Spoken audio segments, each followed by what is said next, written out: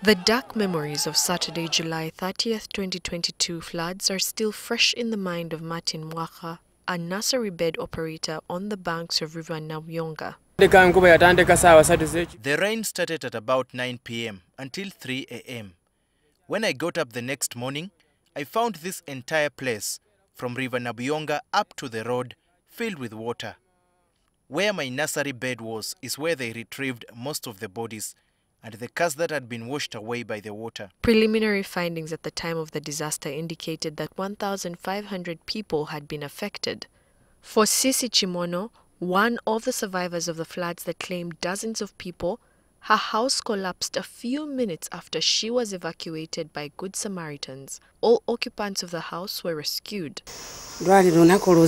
It was a hard day for us. My neighbors helped me and my children get out of the house. No sooner had we been rescued from the house than it fell in. She has since relocated to another area. I had a plot about 1 kilometer away that we used to dig on.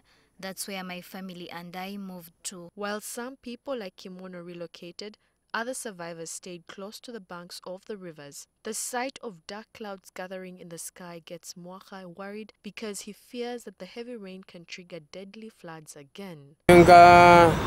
Whenever I see the rain clouds gather around the hilly areas, we fear the worst. The floods were blamed on people and industrialists who encroached on the banks of the rivers. Rhoda Nyarimbi, the senior environment officer at Mbale City, says that community members have been sensitized to avoid encroaching on the riverbanks. I've done a massive sensitization of our communities to ensure that they leave the buffer zones because the flooding happened along the rivers and the streams.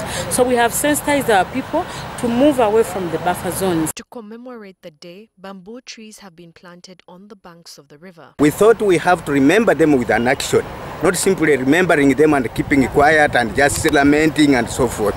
So we decided that as we need to plant bamboo.